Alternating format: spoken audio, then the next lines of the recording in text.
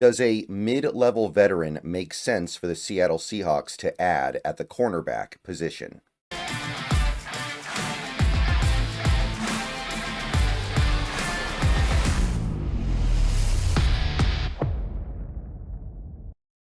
What's going on, everybody? Good morning. Hope you guys are doing well. We've got more cornerback videos to get through today. Four more, I believe. So we've got quite a bit of work to do down here, closer to the bottom level of the cornerbacks. Yesterday, we went through a bunch of star level cornerbacks. We went through some high-end starters. Now we're going to get more towards the middle. We're going to get more towards the players that you would sign because you want an okay starter. And then as we go through today, we'll get through the cheaper starters and then some depth guys. Cornerback is a position where there's an abundance of players available to you because there are so many of them, because every team needs a lot. You need a lot of cornerbacks on your team. It's not like center, where each team only really needs one and then one backup. Cornerback, you've got 5 or 6 per team, and usually there is some floating around between there. So going to be a lot of options. This video is going to be all about the mid-level starters. These are going to be guys who cost probably anywhere from $5 to $7 million a year, if I had to guess. Again, it can be hard to estimate these things sometimes. And you're expecting to get a guy who can start, not necessarily be a player that pushes you in the right direction in a big way, but they can hold their own and do their job. All right. Please like this video if you haven't already. Subscribe if you're new. Click the bell for notifications. Become a channel member for $2 a month. Those are the best ways to help support the channel. First guy is going to be Donte Jackson. Donte Jackson, most recently of the Pittsburgh Steelers, was a second-round pick of the Panthers many years ago. Spent his whole career with Carolina until last year, where he went to Pittsburgh and had, in some definition of the word, a career year. He had 5 interceptions, which was a career high, and is going to probably get him paid a pretty decent amount. He's been a high interception guy before, but he's never had 5 in a season until this last year. So he picked the right year to become a takeaway king. And Donte Jackson, I'll say this: Pro Football Focus does not match the box score numbers. And it's a little woolly, I guess, in a way, right? It's hard to only have an overall grade of a 50 at cornerback, one of the barely even in the top 200 for cornerbacks, with 5 interceptions, but somehow he managed to pull it off. You can see that despite the interceptions, his coverage grade is an absolute mess. So that's kind of interesting, because you can see he didn't allow that many receptions, right? 36 receptions on 780 snaps, over 500 coverage snaps. That's really not that bad. On the surface level, you wouldn't expect that to be a huge problem. So it's definitely interesting to see these things go down this way. You look at the coverage numbers on PFR. I mean, he did allow over 550 yards, I guess. But you usually don't see things like this, where a player can take the ball away this many times, have theoretically decent coverage numbers, passable coverage numbers, and still get dinged this heavily. Previous year, by the way, when he had 0 interceptions and allowed a few more receptions on, admittedly, a few more snaps, I guess, 900, grade was okay, 64.3. So, kind of an interesting story being told here with Donte Jackson, with the advanced metrics versus the raw numbers.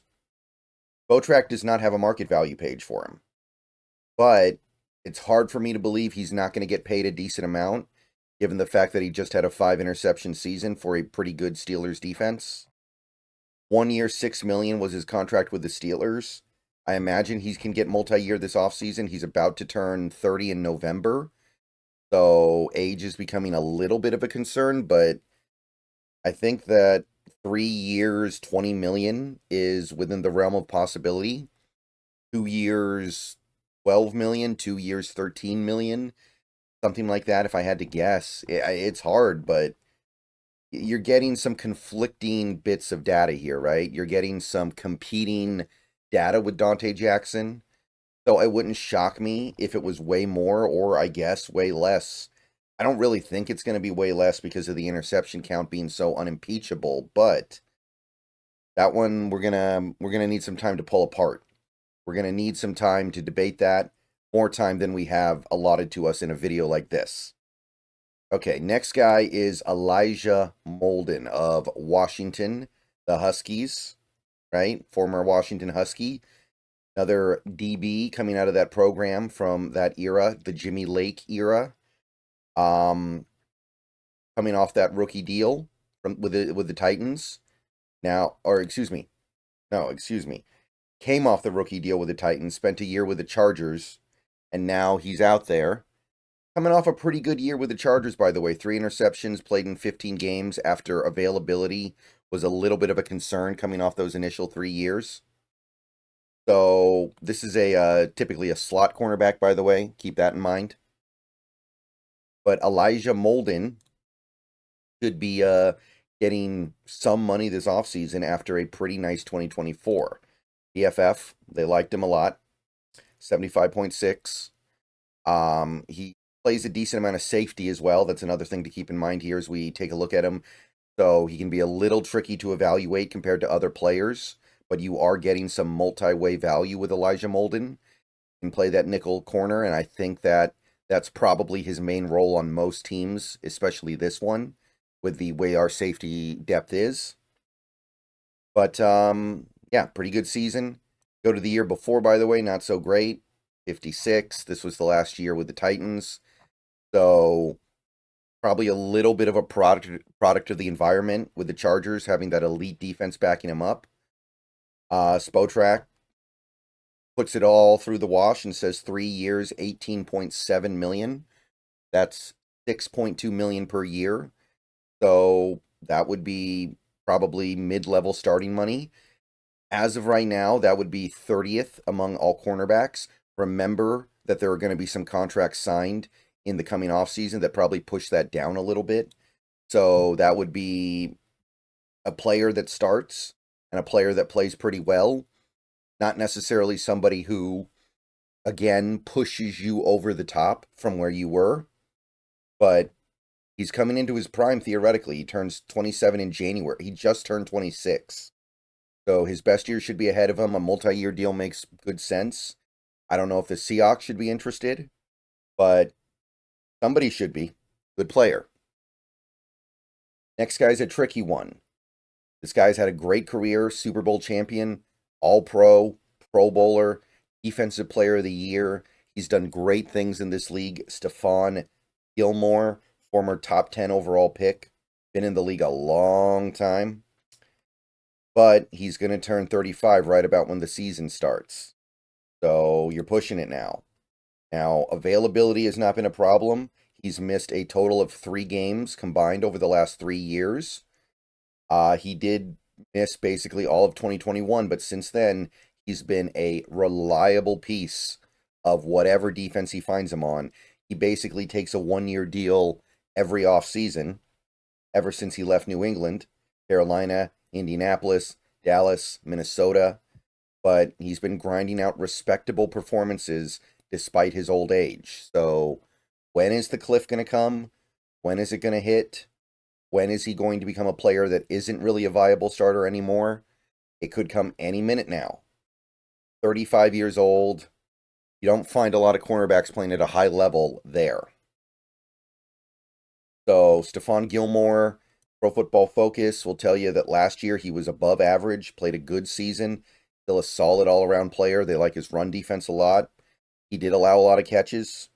Didn't make as many plays on the ball as he used to, but all around solid player who is providing good value for 860 snaps.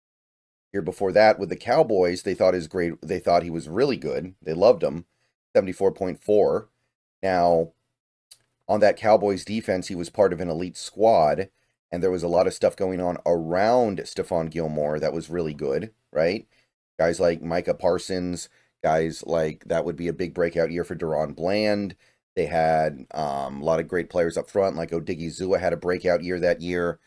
So I think we all understand that Gilmore was benefiting tremendously from what was going on around him. So I'm not saying that he's this guy anymore, or even was this guy 2 years ago, but still grinding, still getting it done. It's 1,000 snaps. It means something. It's a real sample size. So Spotrac thinks he's going to get another 1-year deal, which makes a lot of sense. They think that because of his age, he's not going to be able to get quite what he got last year, which was $7 million. This year, they think he's going to get 1 year, $5.3 million. That's still starter money. That's still somebody that you sign with the expectation of being a capable player, not an elite player, not anything over the top special. And there's some room for him to dip a little bit and still be worth the money. But again, you're rolling the dice here. Not a bad roll of the dice, but Stephon Gilmore, to me, you're pushing it a little bit there. Not super into this one, especially at over $5 million. That's not an insignificant amount of money. Last guy for this video, Jeff Okudah. Really, really tough to evaluate player. Still very young. Just turned 26. Was the 3rd overall pick in 2020. Okudah never really found his footing in Detroit. Actually managed to put together most of a full season in 2022. Played passably, but since then he's bounced around, and last year he barely played. 6 games, 9 tackles, 0 starts, and he's a little bit of a nomad right now. He's probably going to be on his 4th team in 4 years this offseason. I know there's talent. I know there's draft pedigree. Somebody's going to take the shot, but I don't know if I really want it to be my team. You would think we would have seen something special from him by now if there was something special to find with him.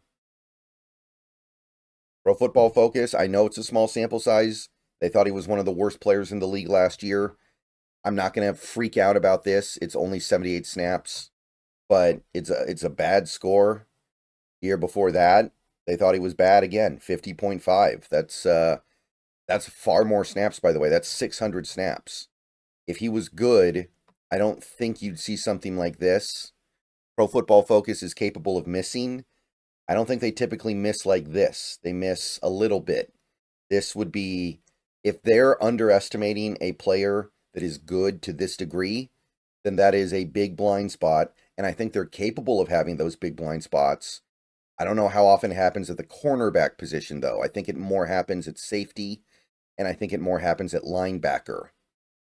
You have to go back to 2022 to find a year where he was graded out well, and even then it was only average, 59.4 on almost 800 snaps. Some of the coverage metrics are pretty decent, but it's still not super exciting. He's not some ball hawk, right? It's not like he has terrible tackling, but he gets 6 interceptions a season. It's just all kind of bleh. It's just whatever. And by the way, Spotrac thinks he's getting a multi-year deal, 2 years, 10 million, 10.1. I don't see why this guy would get a multi-year deal. I don't know why anyone would do that. Barely played in 2024, less than 100 snaps. I think he's getting another 1-year deal. I could see him getting about 5 million just because people will continue to bet on the pedigree. But it's getting a little bit old to keep betting on the pedigree here. I think it might be time for him to settle more into like the 1-year, 3 million range until he actually has a good season, until he actually plays a full year and does good things. So Okudah, Spotrac says this. I'm not totally buying it. I will admit that Spotrac does put a lot of work into these numbers, and they might be seeing something I don't. But I don't even know if this guy's going to get paid starter money. They say he does. Would you do it? I certainly wouldn't. You can't really go that wrong for 1 year, 3 million. I would probably do that, but at the same time, I wouldn't have expectations. All right. I'll see you guys later. Go Hawks. More cornerback videos coming. Let me know what you guys think of this group. It's an interesting bunch.